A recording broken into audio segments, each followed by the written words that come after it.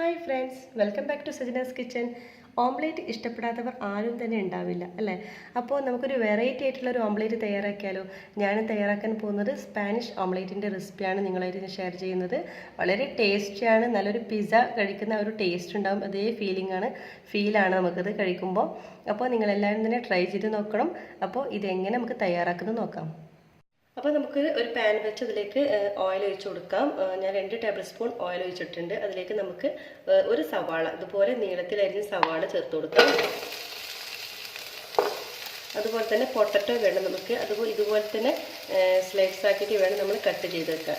ഇതുപോലെ അപ്പോൾ പെട്ടെന്ന് തന്നെ വെന്തും കിട്ടും. ഈ ഒരു ഓംലേറ്റ് തയ്യാറാക്കാൻ ഈ രീതിയിലാണ് നമ്മൾ കട്ട് ചെയ്യേണ്ടത്. അപ്പോൾ പ്രത്യേകം ഒന്ന് ശ്രദ്ധിക്കണം. നന്നായിട്ട് നമുക്കൊന്ന് മിക്സ് ചെയ്ത് കൊടുക്കാം.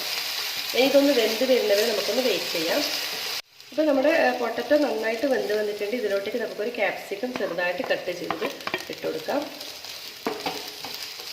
ഇതൊന്ന് അതായത് ക്യാപ്സിക്കത്തിന് അധികം വേവൊന്നുമില്ല, എന്നാലും ഒരു ഹാഫ് കുക്ക് ആവണം. ആ സമയം കൂടി നമ്മുടെ മുട്ട ഒന്ന് നമുക്ക് അടിച്ചെടുക്കാം. അപ്പോൾ നമുക്ക് അതിന് വേണ്ടി ഞാനിപ്പോൾ 3 മുട്ടയാണ് എടുത്തിട്ടുള്ളത്. അല്പം കുരുമുളക് പൊടി ചേർത്ത് കൊടുക്കാം. അതുപോലെ തന്നെ ഒരു 1/4 ടീസ്പൂണോളം നമുക്ക് ഗരം മസാല പൗഡർ നമുക്ക് ചേർത്ത് കൊടുത്ത് നന്നായിട്ട് മിക്സ് ചെയ്യാം. പിന്നെ വേണ്ടത് ആവശ്യത്തിനുള്ള ഉപ്പ് ചേർക്കണം. നമ്മൾ പൊട്ടറ്റോനും ഉള്ളിക്കൊന്നും ഉപ്പ് ചേർത്തിട്ടില്ല, അപ്പോൾ ഇതിന് വേണ്ടിയിട്ട് ഉപ്പ് ചേർത്ത് കൊടുക്കാം. പിന്നെ വേണ്ടത് കുറച്ച് മല്ലി ഇല വേണം, തണ്ട് വേണ്ട, ഇല മാത്രം മതി.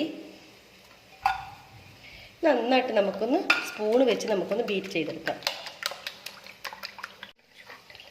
നന്നായിട്ട് നമ്മൾ ബീറ്റ് ചെയ്തിട്ടുണ്ട്. ഇത് നമുക്ക് നമ്മുടെ വേവിച്ച് വെച്ചിട്ടുള്ള നമ്മുടെ പൊട്ടറ്റോ ക്യാപ്സിക്കം ഇതിലേക്കോട്ട് ആഡ് ചെയ്ത് കൊടുക്കാം. നന്നായിട്ട് നമുക്കൊന്ന് മിക്സ് ചെയ്യണം. നന്നായിട്ട് മിക്സ് ചെയ്ത് കൊടുക്കുക. അതിനുശേഷം ഈ സമയത്ത് നമ്മൾ ഉപ്പൊക്കെ ഒന്ന് ചെക്ക് ചെയ്യണം. ഇനി നമുക്ക് പാനിലോട്ടേക്ക് ഒഴിച്ചു കൊടുക്കാം. ഇപ്പം നമ്മൾ നേരത്തെ ഫ്രൈ ചെയ്ത് വെച്ചിട്ടുള്ള അതേ പാൻ തന്നെയാണ്. അതിൽ കുറച്ച് ഓയിൽ ഒഴിച്ചു കൊടുക്കാം. അതിനുശേഷം നമ്മുടെ ഈ കൂട്ട് ഇതിലോട്ടേക്ക് ഒഴിച്ചു കൊടുക്കാം. എല്ലാ ഭാഗത്തോട്ടേക്കൊന്ന് സ്പ്രെഡ് ചെയ്ത് കൊടുക്കാം.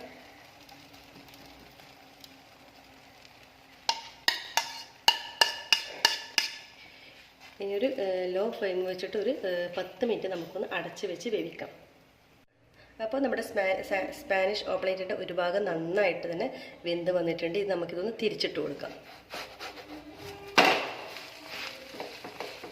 കണ്ടല്ലോ, നല്ല പാകത്തിനായിട്ടുണ്ട്. ഇനി ആ ഭാഗം ഒന്ന് ഒരു 5 മിനിറ്റ് ഒന്ന് നമുക്കൊന്ന് വേവിച്ചെടുക്കാം. അപ്പോൾ ഞാനൊരു സ്പാനിഷ് ഓംലേറ്റ് ഒരു സർവിംഗ് പ്ലേറ്റിലോട്ടേക്ക് മാറ്റിയിട്ടുണ്ട്.